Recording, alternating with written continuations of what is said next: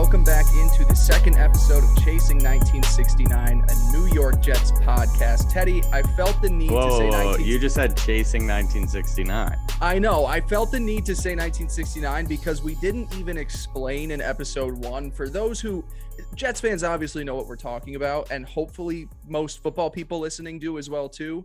But I feel like we may get a straggler in there that's just friends of ours or not football fans. So I needed to say Chasing 1969 because this is a podcast. That was smart about of getting you. the Jets back to glory from their first Super Bowl in 1969. But we are back.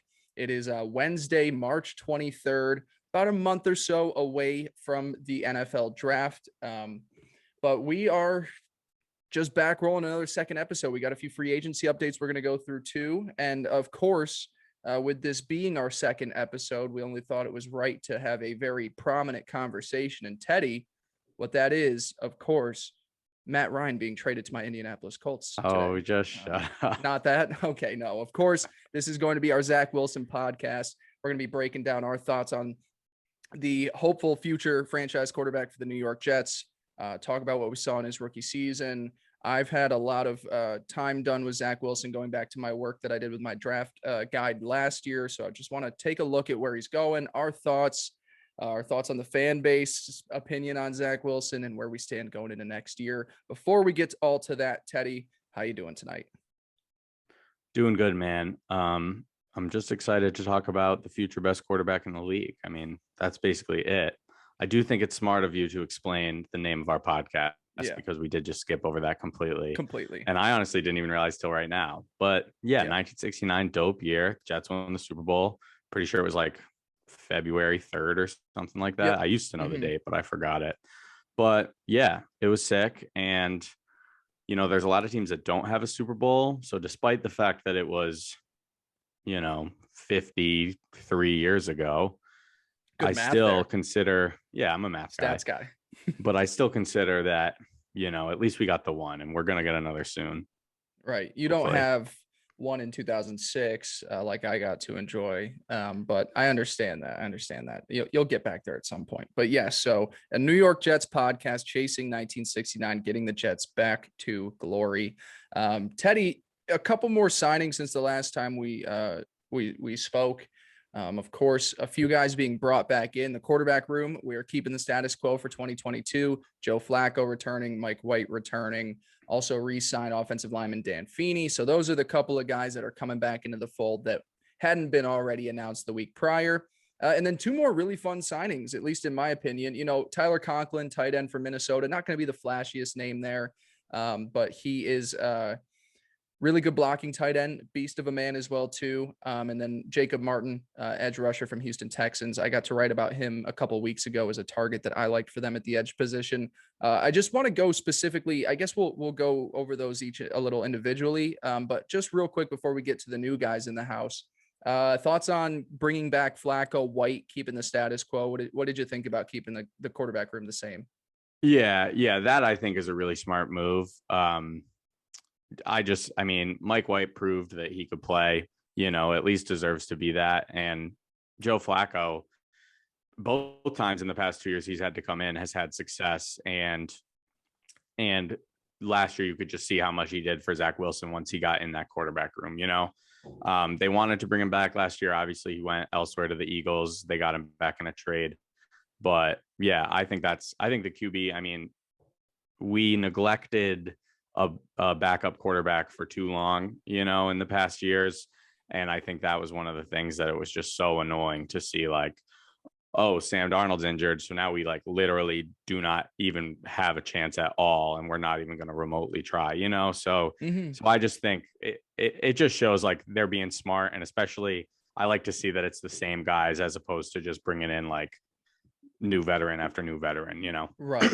Oh, yeah, definitely. And there were a couple of guys that I thought would have made fine fits if Flacco, was just going to go somewhere else and maybe be a backup for maybe more of a contending team. A guy like Chad Henne, Brian Hoyer. I spoke about a couple of those names in one of my first pieces with Sports Illustrated. But yeah, I agree. Keeping Joe Flacco is one of the guys that just it makes a lot of sense. He's not a guy that is like dying to be a starting quarterback. Of course, every quarterback wants to start. They want to be in the action. But I think when you hit a certain age, you've got a certain amount of accomplishments in your career. Now you can kind of focus in on helping some guys out. You're almost like an assistant coach on the field. So I really like bringing Flacco back. Obviously, we've seen Flacco and Wilson talk about how much they've enjoyed working together as well, too, through the first year, how much Saleh has liked him as a guy in the locker room, too. So I love that. Mike White as well, too. He's a little bit of a legend, of course, for how he came on so strong. I remember that Thursday night game against my Colts, how well he did until he got that, what was it, a thumb injury, something on his hand. It was or like wrist, his wrist. Yeah. Really like odd that. injury because he Yeah, ended I up think being okay, but he just like he hit a lost helmet, feeling. I think, or something. Yeah. Yeah. So Yeah. Like busted a nerve or something. and he's a guy that it's like, yeah, I mean, why not keep him around? He wasn't bad when he had to fill in. He's also not a guy that like you said, is really going to be creating a quarterback competition for your rookie. Like this still paves way where Zach Wilson knows this is my franchise. This is my opportunity. Yes, I still have to make the most of it. I have to prove that I'm going to be the long-term answer here, but they're not bringing in guys already where it's like, where you're looking over your shoulder, like, what's this guy doing here? So I like those moves as well, too. Feeney, I don't know if there's much you really want to talk about with him. Just a depth piece on the offensive line, going to be flexible to play multiple positions. I don't have problems with I it. mean, I think he was pretty bad last year when he was in. When we signed him, it was like obviously fun. He's the mullet guy. He dominated the Islanders games last year, awesome. which was fun. But, I mean, I do think it's pretty clear he's a guy that has a lot of good relationships with guys on the team, which I think can be understated sometimes, that's just like important. But yeah, I mean, it doesn't really move the needle for me. Right. Okay, good. So got those guys out of the way. The two I wanted to talk about more, of course, Tyler Conklin and edge rusher Jacob Martin. Conklin, I don't have a ton on with him specifically. I do think what is interesting about bringing in another tight end through free agency is you almost look at the room and you think, okay, well, we all have been looking at pick 32 and going McBride. Maybe tight end becomes a day 3 pick or a 3rd round pick. Maybe they take a chance in these first 2 rounds to really beef up on defense and wide receiver. Still could go McBride. There's no harm in having another tight end out there. But obviously there's no expectations for Croft to be just this monster for them, with Uzama being the lead guy right away on day 1. But I don't know, Ted, was there a general consensus you saw maybe from Jets Twitter over that signing? I didn't see a ton that really spoke too much, but what did you see? I mean, to be honest, I think you're kind of underselling it. I definitely agree with the idea of like a lot of Jets fans were excited for McBride. I do think that's one of those things where like people just see the need and they see this like top, it just kind of makes sense. Like this top prospect at the position, Middleton, who was the head coach of the Senior Bowl, like who just got a DUI, by the way. I don't know if we want to talk about that, but that's not good. I didn't see that. When did that happen? Yeah, I don't know, like 2 or 3 days ago. Yeah, so it's like 2 off seasons in a row now we're dealing with a maybe 3 that we're dealing with a DUI in the off season. But the thing about it, I think, is that number one, there is other tight ends in this class that I'd be happy with taking. So it doesn't kind of force their hand to be like, okay, if this is our guy, we got to take him at 35 or 38. Now they can kind of address those, which, I mean, those are really high picks in the 2nd round. You know what I mean? So if you can go and get a different position and then still get a tight end, maybe I think they have pick 69, which is fitting for this podcast. But yeah. And my thing, I just think when you look at like the history of tight ends in the league, they usually take to like year 3 or year 4 to really break out. So especially when we're putting all this emphasis on like help Zach Wilson now, I really love the fact that they went out there and got 2 guys who are like established. And Conklin, to talk about him specifically, I mean, like you said, he's a good blocker, which is great. And he's a guy who like has shown he has the run after the catch ability and has shown he has like the red zone ability, and he's a big body and he can go up and grab the ball, So like, I just think him and Uzama are going to be 2 very like versatile tight ends, maybe not the greatest tight ends in the league by any means, but the Jets want to live in a 2 tight end sets. You know what I mean? And that was like a big thing in reviewing this past year. And we definitely talked about it a lot, where you could see that they were in these 2 tight end sets at the beginning of the year and they just weren't succeeding, and probably a big part of that was they just didn't have the tight ends to be able to do it. Mm-hmm. So credit to LaFleur, he adjusted. They started running a lot more 11 personnel and, really started to see their offense do better. And now I think they're going to be able to really live in that 12 personnel base where you're able to run the ball effectively because you have two tight ends that are 3 down tight ends that are, you know what I mean? I just think for the way that the Jets want to run their offense, the fact that we don't just have to say, okay, well, we have Uzama and then we're going to rely on this new rookie to come in. And if he gets hurt, then we have like Kenny Yeboah, who's undrafted, and maybe another guy that we sign or we re-sign Croft or something like that. Right. I think it's a really good signing for him. And then I'll just talk quickly about Jacob Martin. I just think he's a good pass rusher, and that's what we need. So both these signings, I definitely think are good. They're not like obviously the biggest names in the world, but I just think they're good, solid signings, which is kind of what we need at this point. I think Jacob Martin's going to be a really surprising addition for the team next year. And more so just off the fact that he was very impressive this past season with the Houston Texans. The problem is that they were such a bad team. He needed to be a 3-down edge rusher. He needed to be out there against the run. And, for a former linebacker with a smaller frame, he's not great against the run, but he is terrific as a pass rusher. Quick hands, quick burst. He's going to be one of those guys that he's not going to be out there on early down situations, but he's going to be first or second or third on the team in terms of total sacks by the end of the season. Like he'll be a guy that is like constantly getting pressure on the quarterback. He's going to be up there in the sack totals. That's a signing that I'm really happy with because he didn't cost much. He's going to have a specific role. He's not going to be asked to be out there on early down situations. The Jets are already going to be loading up on guys that can be out there on first and second down for those run plays. But when you put him out there on 3rd and long or in obvious passing situations, I think he's going to be extremely impressive. And it's one of those situations where he was in a defensive scheme that didn't fit his needs. And then he put his hand in the dirt and with Lovie Smith this past season and really shine. I was a little worried when Lovie Smith was announced the head coach that he wasn't really going to make it to free agency. I thought that he did a good enough job where they were going to want to keep him back. And when you have a ton of cap space and you're a bad team, why not keep the players? But maybe Martin wanted a different situation.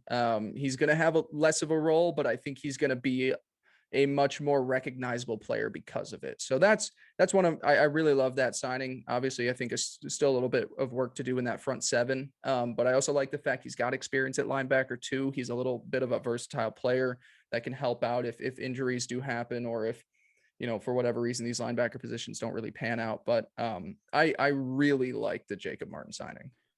Yeah. And just to like really emphasize the point, I mean, watching the Jets the past 10 years, the inability to get to the quarterback is the main thing that sticks out. Like I can just imagine countless plays of just like praying that someone just pressures the quarterback, like a little, and it just doesn't happen, and like you were speaking of Matt Ryan, like when we played the Falcons, it was like Matt Ryan tore us up, but it's simple, it's just drop back, sit there, find the open guy, throw it, like clean pocket. You have to keep, especially in the defense that Salah runs, you have to be able to get to the quarterback. And that makes the cornerbacks jobs easier and the rest of the defense as a whole. So definitely agree. That's just what this offseason speaks to me so far in free agency is it's getting players that fit what these schemes are going to be. And it's tough to do that just like quick right out the gates. When you switch over the staff, you're pressed a little bit in terms of prep for free agency in the draft. You can try and get some pieces in there. You take a couple of shots. If they don't pan out, then it's so be it. But now you have the full season, you have the full year to really get on the same page, management to coaching staff.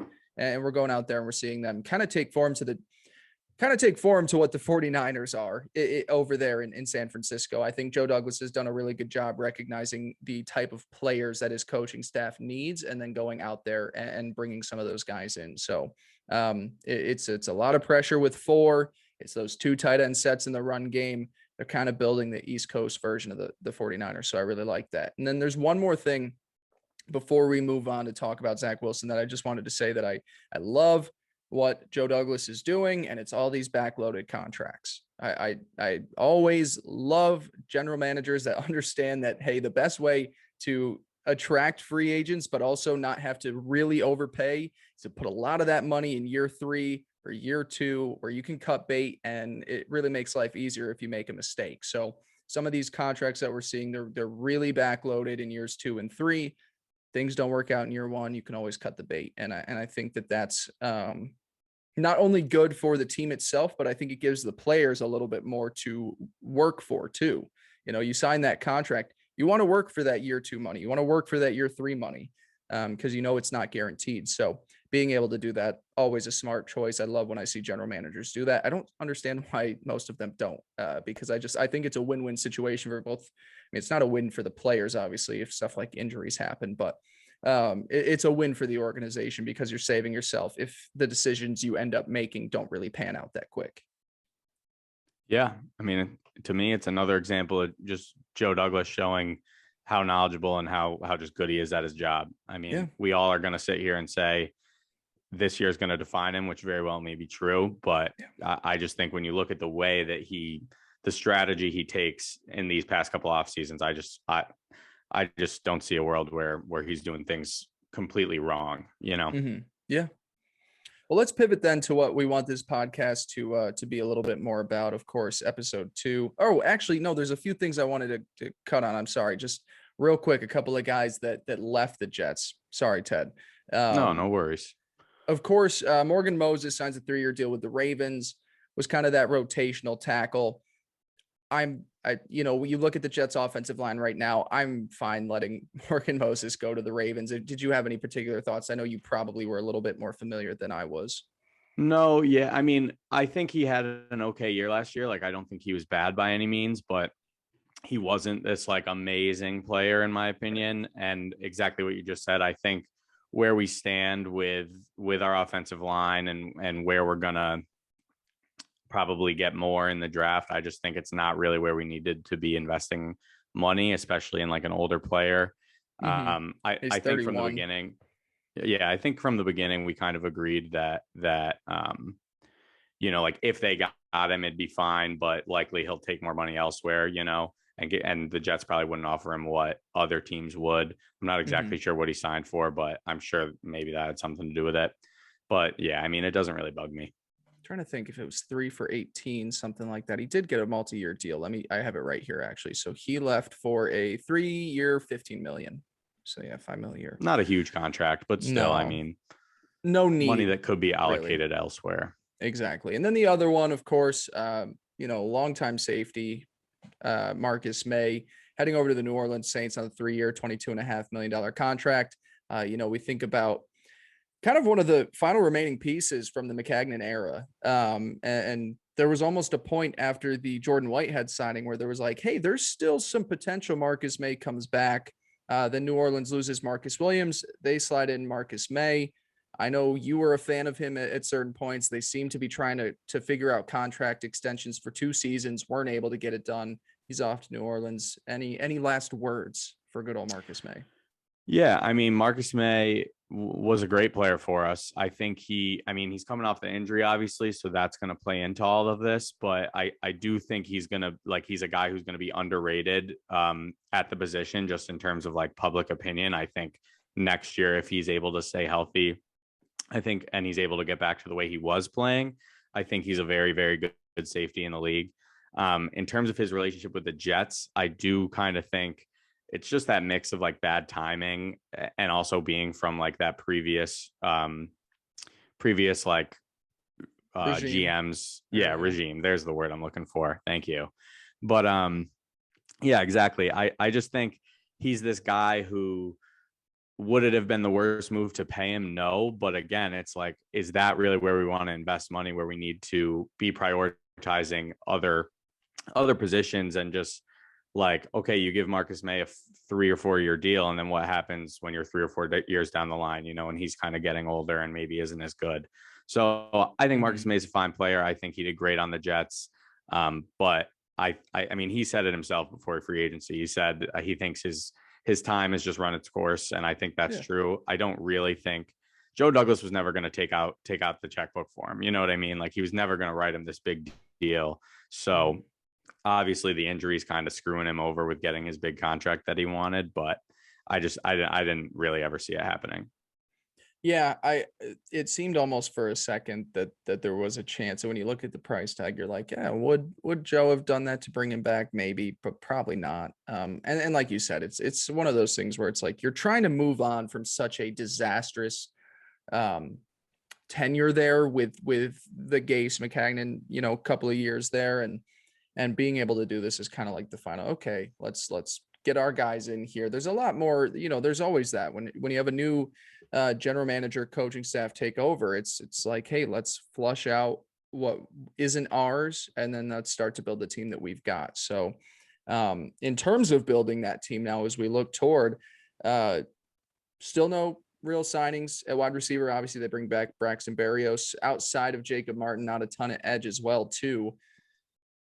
To me, I kind of expected that going into free agency because you look at picks 4 and 10, you look at the depth of edge rusher, you look at the continuous depth of wide receiver in the drafts, and how guys at those positions seem ready to play year one. Teddy, as a Jets fan that knows the importance of helping out a young quarterback and adding playmakers on the outside and getting pressure on the quarterback with this defense, what are your current thoughts about the lack of signings at those two marquee positions? Yeah, I'll start with edge because I'm a little less worried about that, I guess. I know that's a position that we need to address, and it's one we've had to address, but in my mind, I kind of think like Carl Lawson is kind of like a signing this year, because he missed all last season. So Yeah. that's something that's going to be added. And then you think of what Jacob Martin can do and just the way that, so now you have him, you have Carl Lawson, you have Franklin Myers, who with that addition is probably going to be able to play more inside, and assuming that you're going to draft an edge as well, he's probably going to be able to play more of his natural position, but he still can play that edge role if he needs to. He's shown us that. So I'm not like too worried about edge because I do really think that they're going to make their addition in the draft. I think Jermaine Johnson's probably a guy to really keep an eye on just because of the way that reports have been coming out and the way he played at the Senior Bowl when they were there with him the whole week and things like that. I think that's just obviously there's Thibodeau. I'm still kind of in the Thibodeau train, but we'll probably get into this in a future episode. Definitely. I'm glad to hear that though. That's cool. Yeah. In terms of wide receiver, kind of like what you said. I mean, we talked about it last week. I do think it's like fun to think like, oh, maybe they'll add Allen Robinson, maybe they'll add Juju, but these are also guys who like it could be very easy to give them too much money and then they come in and underperform.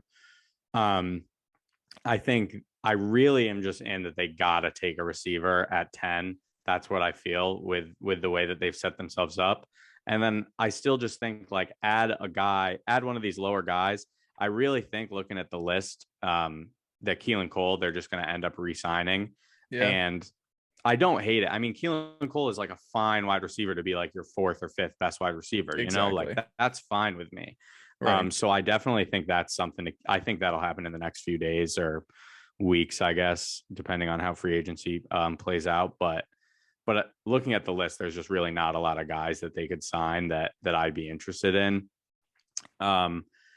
So yeah, I mean, it's not ideal, but like you said, with the players that they had available to them in free agency, I don't think it's the most surprising thing. And I just think that you got to add another guy, like even if that, like maybe they had Cole Beasley, like just swap Jameson Crowder for Cole Beasley if he's going to get a cheap deal. Just don't overpay someone, Keelan Cole will probably not get as much money as we gave him last year. He's not going to get a $6 million deal again, So just sign one of those guys and then draft one, and I'm probably fine. Do you worry about it any more than I do, I guess? No, not really. If there was one that I would actually be more worried about, it would almost be edge, just because I know, you look at how many people that Saleh wants in that rotation. That would be the one that I'm almost flipped where I would be a little more worried with that, just because Sure, at 4, you get the best or second best edge rusher available, and you hope that he just comes in and is a stud. But when you take a look along the defensive line, they really want to have like an 8-man rotation, and with a lot of ranging talents as well too. So they could easily double up in those first 2 rounds, or even 4, and then maybe the 3rd round as well too with your second edge guy. So that's 2 more spots right there. At wide receiver, I completely agree. I mean, I'm looking at the list right now.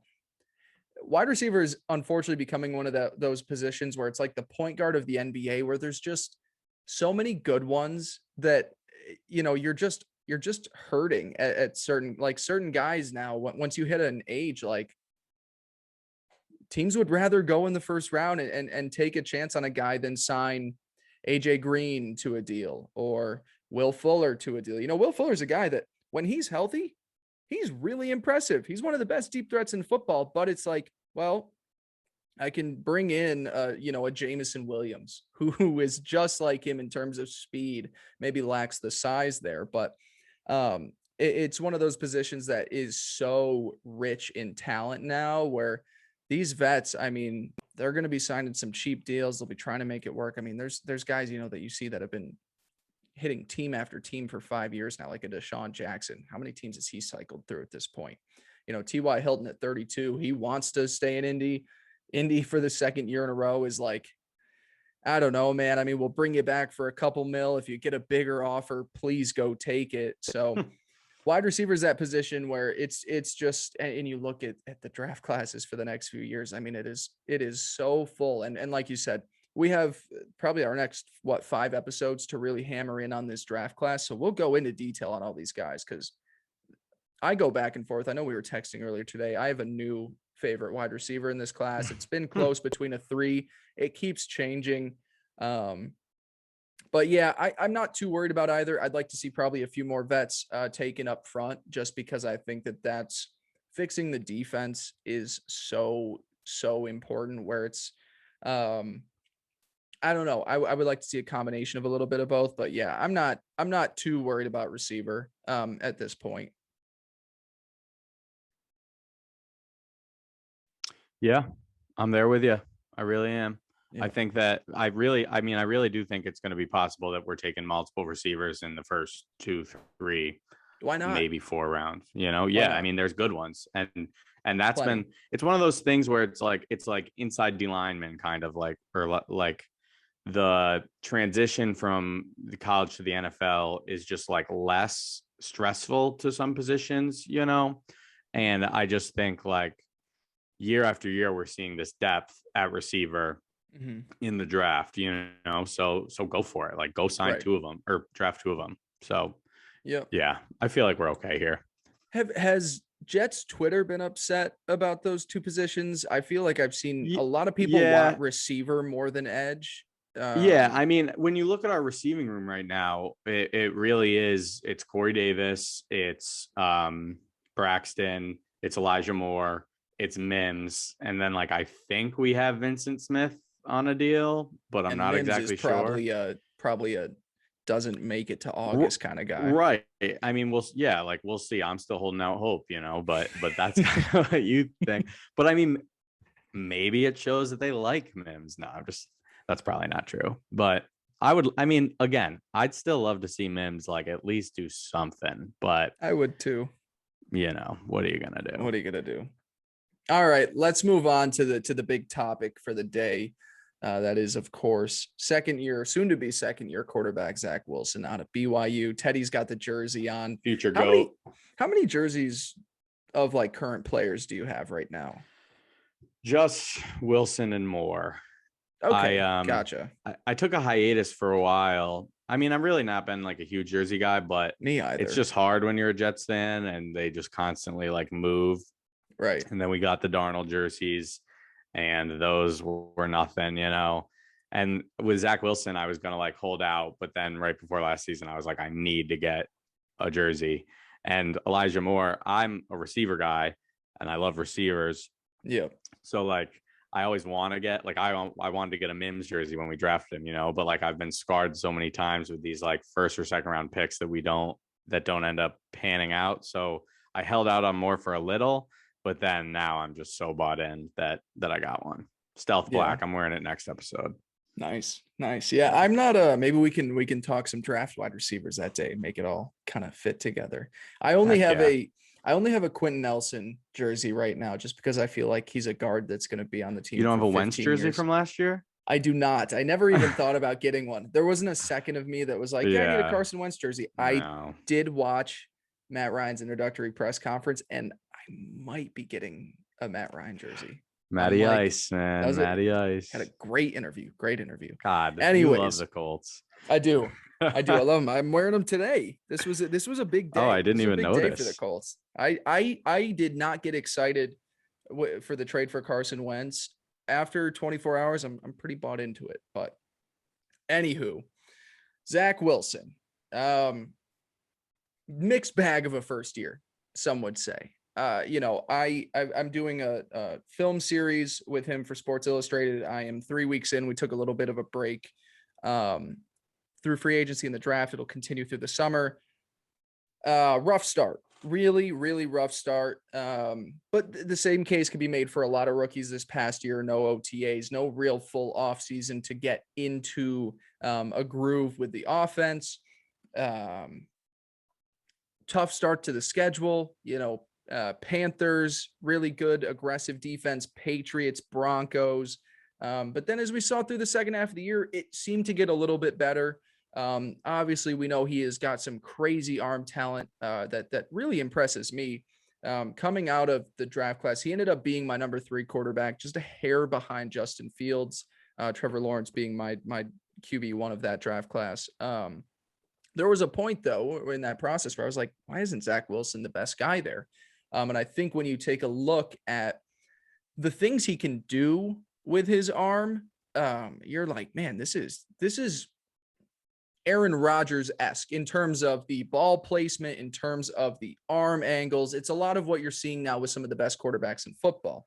Then there's the bad, right? There's a lot that's still need to be worked on. Before I go into a bunch of that, as a fan, as someone who has gone through and seen a ton of quarterbacks come through this franchise and maybe succeed for a little, maybe not succeed at all. First season with Zach Wilson, honestly, what were your impressions, takeaways? What did you like? What didn't you like? Yeah, like you said, I mean, it was a mixed bag, and in really no world can you like go out there and say like, oh, he showed us, like this is the guy, like I can't sit here and say that. Mm-hmm. But what I see when I watch him that's different from the other guys is just like, number one, the athleticism. And this is one of the things, like, I bought into Sam Darnold, and like I said on our first episode, like, I'm a fan through and through, so I'm always going to buy in. You know what I mean? Like, it's just who I am. But like, the thing with Sam Darnold is he just was not athletic. And when I watch like Zach Wilson run around, like his strides is something that just like jumps off the screen to me. Like, just the way like he can run and move so quickly. And exactly what you said with like the arm strength and the angles. Like, I pre-draft last year, I would never sit there and be like, oh yeah, Zach Wilson, he reminds me of Aaron Rodgers. And granted, I don't watch like as much college football or dive into the film as much as you do. But when you watch him, it's like the exciting plays that jump off the page first. And I mean, in the first game, he had 2 touchdowns that are like, he's running around and he makes these crazy throws. And it's like, that's so important. Like, you need to have that to be a great quarterback and like have a great team, is you need to be able to make those like big plays, make something happens when nothing there, get out of scrambles, do all that stuff. So for me, like, that's what I like about Zach Wilson, is just his pure ability and athleticism. When you get into the things that I don't like, for me, it's a lot of like the simpler things, which I think is a positive, because I think that they're things that he can improve upon. So like, for example, the first thing in the first couple games that really sticks out is and not even really, maybe like throughout the year. And I think he got better at it toward the end of the year, but definitely for the, at least through like the first 7 or 8 games he played, he's just missing like short passes, and he's dropping back and they'll have a wide open guy in the flat and he just completely is off. And I think what was happening a lot of the times is he's throwing off his back foot. And that's a thing that Sam Darnold would do all the time and throw picks, is just like throw off his back foot and just chuck it. Because when you throw off your back foot, you lose accuracy and you lose arm strength. What I will say is what Zach Wilson is able to kind of overcome that because of his arm strength, which is something that Darnold never had. But so it's like less of a worry, but that's like the main concern is just like hitting those small, short to intermediate passes that are like the simple ones. You know what I mean? And so when I think about comparing him to other quarterbacks, I just think about, for him, it's like the opposite. It's like he's not Mike White, just like, oh, I can succeed just throwing to the checkdowns. And obviously that's what we need him to do. But at that same time, you to be able to see the big playability and the way he like moves around the pocket and can throw a bomb, I mean, that gets me excited.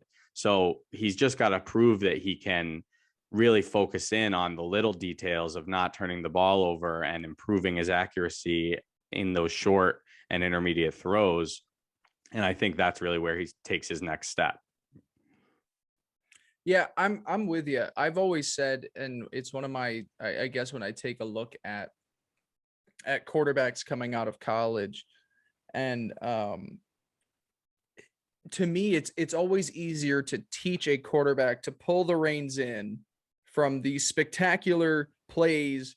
It's easier to teach them to do the simple things than it is to have a quarterback that is check down Charlie and say, all right, now we need you to bust a 75-yarder, like, push the ball down the field. So that's why I liked Zach Wilson so much coming out of college, is because he was that guy that it's the wow plays really make you go, man, this guy can throw just about anywhere on the football field. And there are some great precision passes that he has on a daily basis. The problem is the simple stuff. He needs to have a standard, easy throwing motion on these quick reads, on these simple, 5-step dropbacks, on these quick 10-yard passes. Everything needs to just be the same. He needs to be in sync, I guess, or at least in rhythm with himself, because like you said, all the back foot stuff, you're throwing off balance throws, you're causing turnover worthy plays. So that stuff, definitely worries me a little bit with him. You try and look at quarterbacks that have developed from this kind of similar mold. The most apparent guy to me, and there's so many ways in which he is not the same, is Josh Allen and his development. It took till year 3 for Josh to really become, one of the premier quarterbacks in football. But there were always those amazing plays in years 1 and 2. It was just those amazing plays would be hit or miss, and then it was a lot of turnovers. It was a lot of incomplete passes. His completion percentage was very low. He needed to learn how to pull the reins in, how to trust himself on these easy throws. It almost seems as like Wilson at times trusts himself on these little dangerous plays here, but when it's a slant route, he doesn't understand just step back, throw, step back, see it, throw. It's those first read throws, being comfortable with that. To me, that's really where you need to see a little bit of improvement heading into next season. And maybe it's look, a lot of it is confidence. And when you're a quarterback and you're 3 weeks in and you haven't had a full off season and you're facing some really tough defenses, it's tough to trust yourself. And I think as we saw the year go on, it gets a little bit better. And I think we would all agree, second half of the season, a lot different than the first half. And it almost took maybe sitting back for a couple of weeks and seeing some of these other quarterbacks in the room kind of handle things, the way Flacco held himself, the way Mike White held himself. He's like, wait a minute. Okay, these throws are open. These receivers can catch these easy passes. I just got to have faith in what my throwing motion is, in where the receivers are going to be, leading them open. And I think we started to see a little bit better of a version of Zach Wilson heading into the, second half of the season. Yeah, and I'll push back a little on the Josh Allen thing, not because I really disagree. I think the way that you laid it out does make a lot of sense. And like pass completion is the number one thing that sticks off the stat sheet to me when you're looking at Zach Wilson's year, is that is just something that like was not good consistently, you know. Mhm. And I think like among starting quarterbacks, I looked at the list today, like he's either last or second to last with like Jameis, who didn't even play a full season, correct? Right. So like that's obviously, I mean, it just has to get better.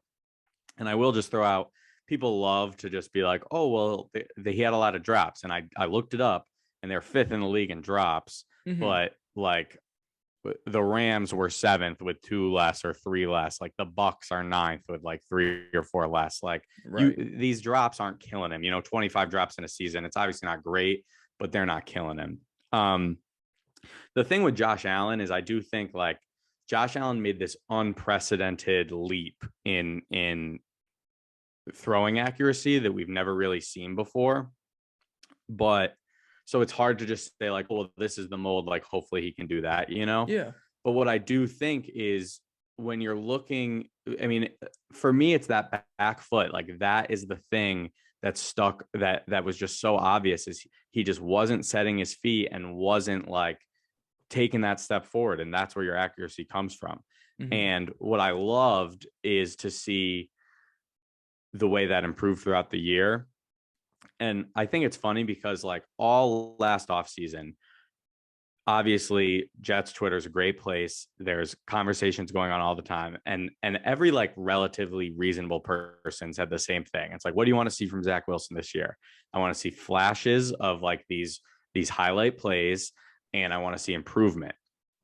And like that's exactly what you saw, you know, Mhm. like his accuracy got better as the year, throwing, stepping into his throws and throwing off his front foot, he got better at holding the ball. Like the thing that stuck out the first 3 weeks, or maybe not even that, but the first portion of the season, is he would drop back and he'd have an open guy, but then he'd throw to the guy behind him 10 yards, you know, take the harder throw. Oh, And it's like, terrible. especially on first down, second and three, third and short, it's like, just get the first down, like live to play another down. Because if you Mhm.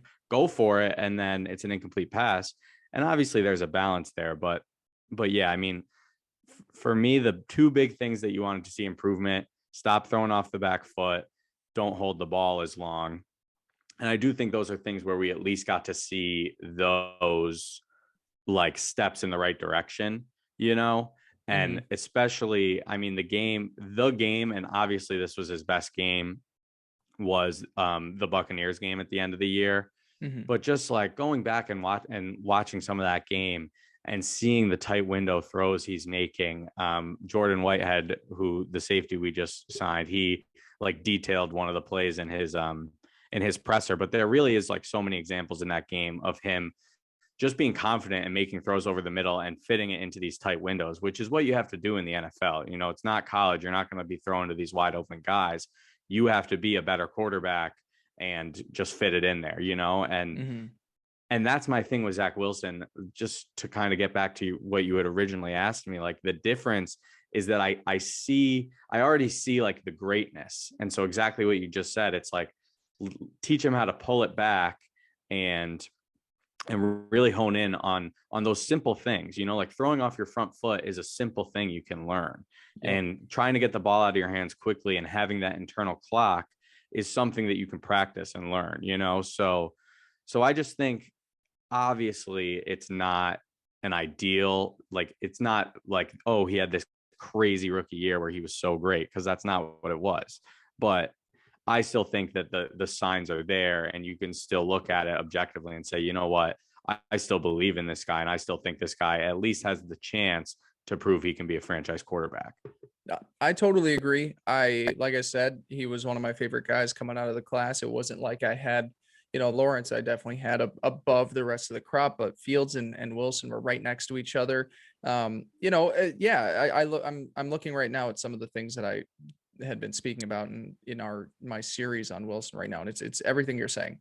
Confidence and timing on open first reads, a routine throwing motion on the simple throws. I think when you're a player that can improvise so much and throw these off platform throws and all these crazy angles. You think that you just can do it every single play, but really when you've got Exactly. the easy ones, it's like Exactly. you're saying, just throw off your front foot.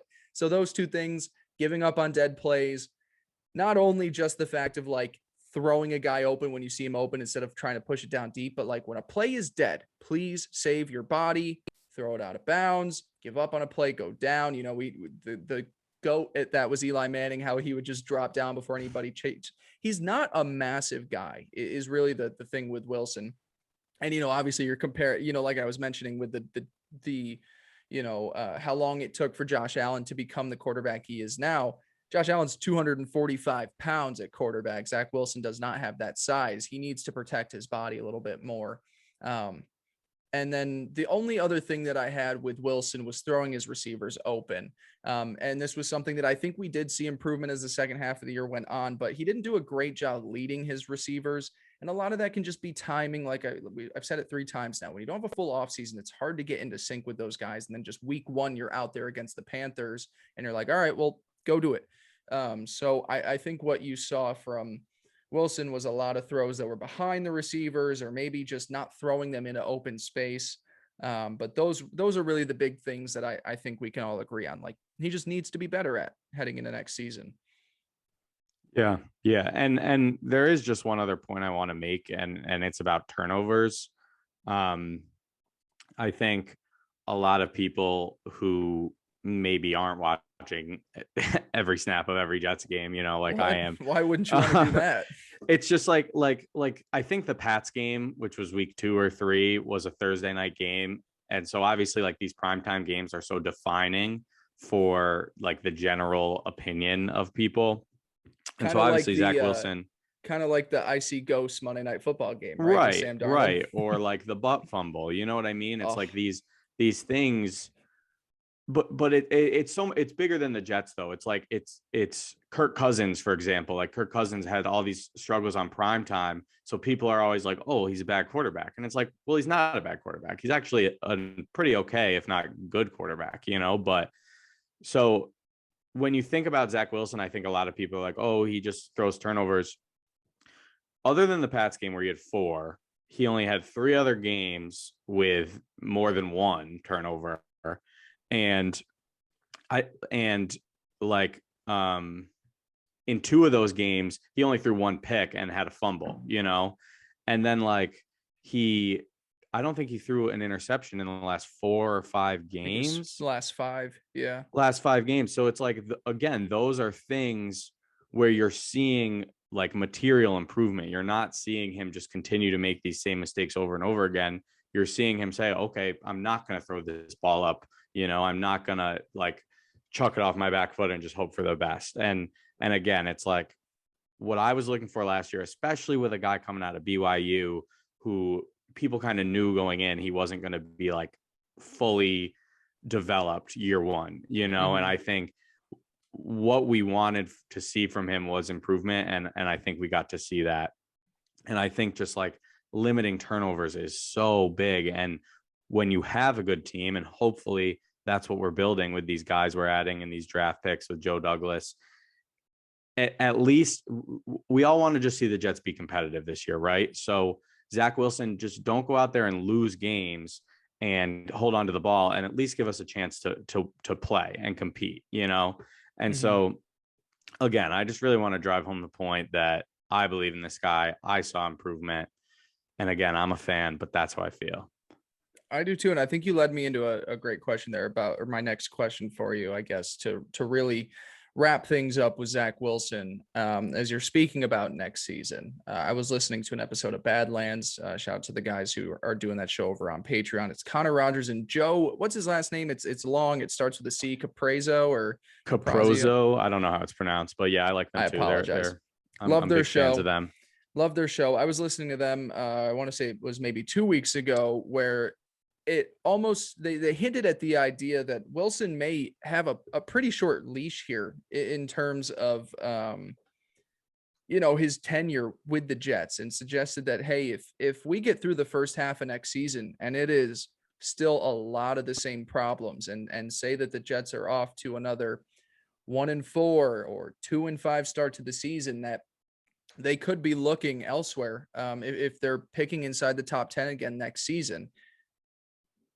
I don't want to go into maybe the thoughts on that. How many games for you next season? Of course, schedule matters, the team matters, but when we look at this offseason, it has been solely focused on making life easier for Zach Wilson. They're going to be a power run offense, 2 tight end sets. You've got the receivers. You're probably adding a third with the 10th overall pick, which probably should be the number 1 drafted wide receiver of that class, unless someone goes a little bit higher at maybe 8 to Atlanta. But anyways, with the improvements this team has made, how many games into next season do you think you would get until you're like, what do we have here?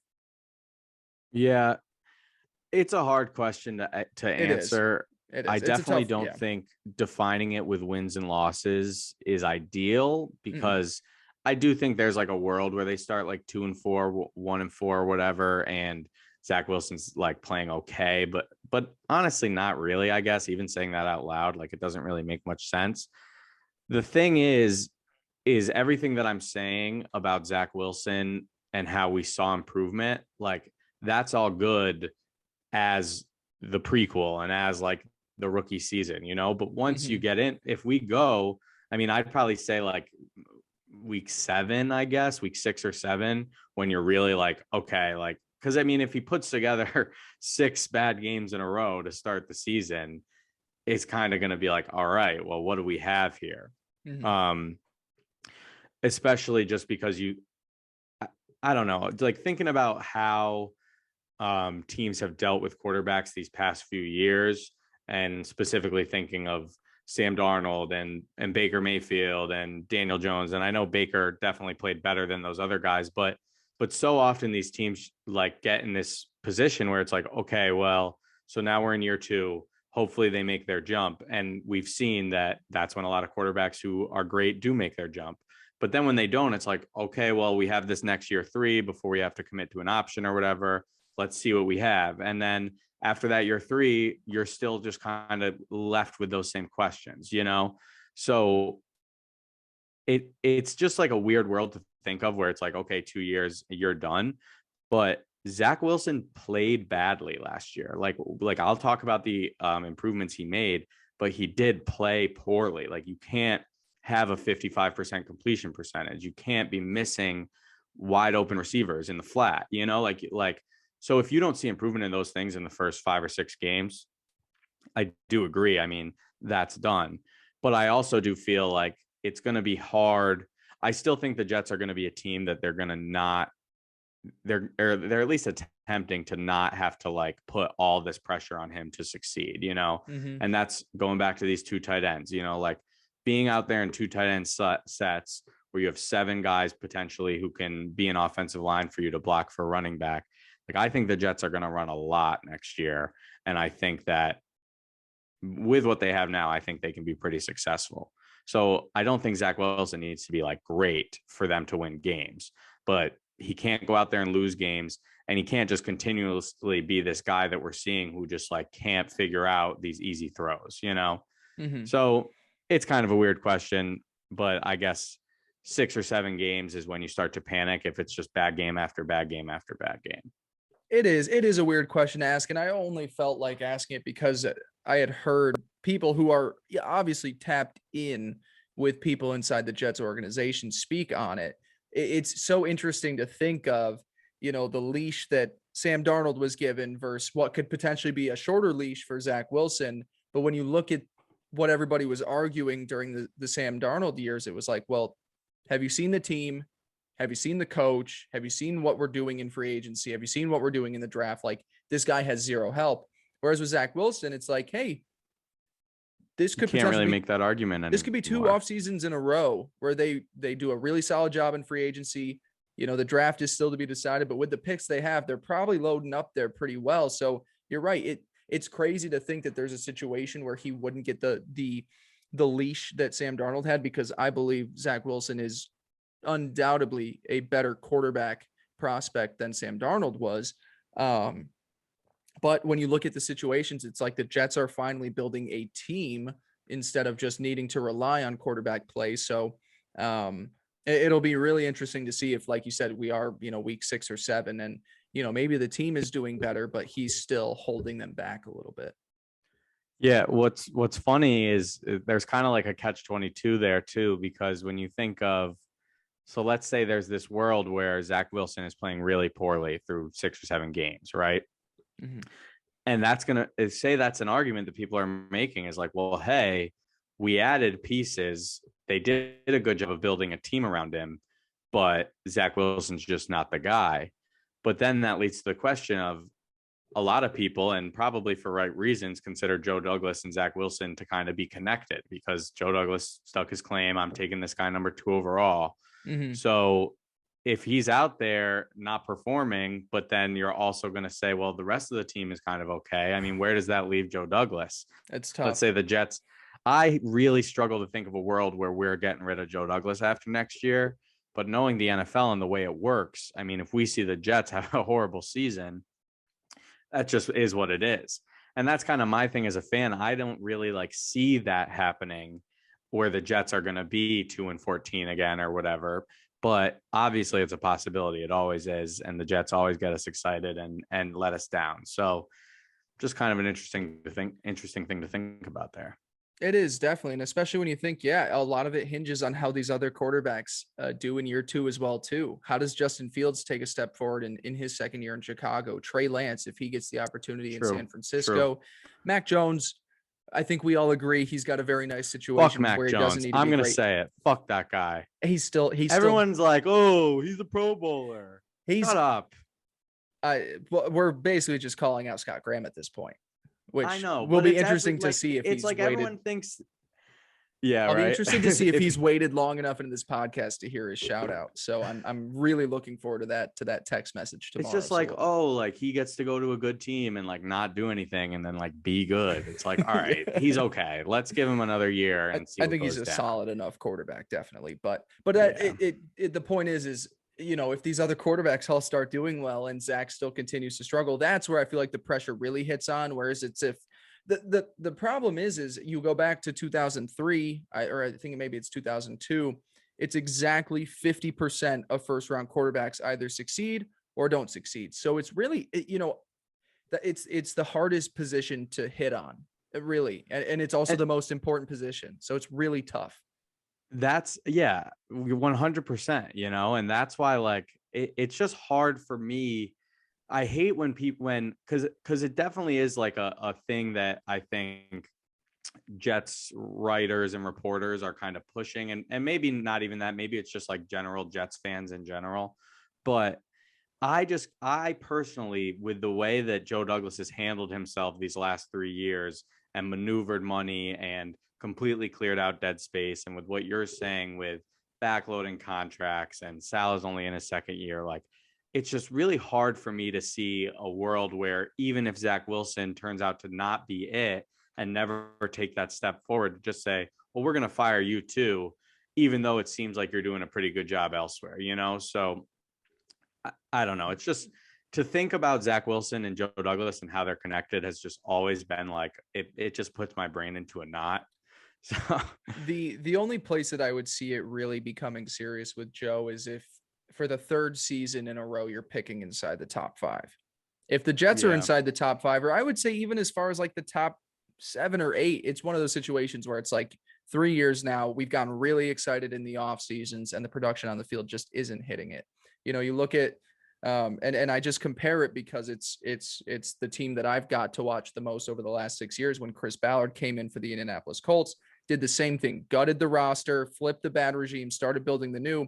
We were only picking inside the top 10 for one single year. After that, we were in the playoffs. So it's one of those situations where if you're 3 years inside the top 5 and granted the Colts had a lot of different things going on with them in terms of they had Andrew Luck and they didn't. There was a lot of shuffling around that made things complicated, but he made that team good despite its quarterback play. And I think that's where the Jets need to be in a position for. And that's hopefully where they are next season, where even if Zach Wilson isn't the guy moving forward, they're at least one of those teams that can still win on defense, win in the run game, control the time of possession, and not need Zach Wilson to be winning them games out there. And then if you move on from Zach Wilson, you guys can just trade for Jimmy Garoppolo and just really become San Francisco East.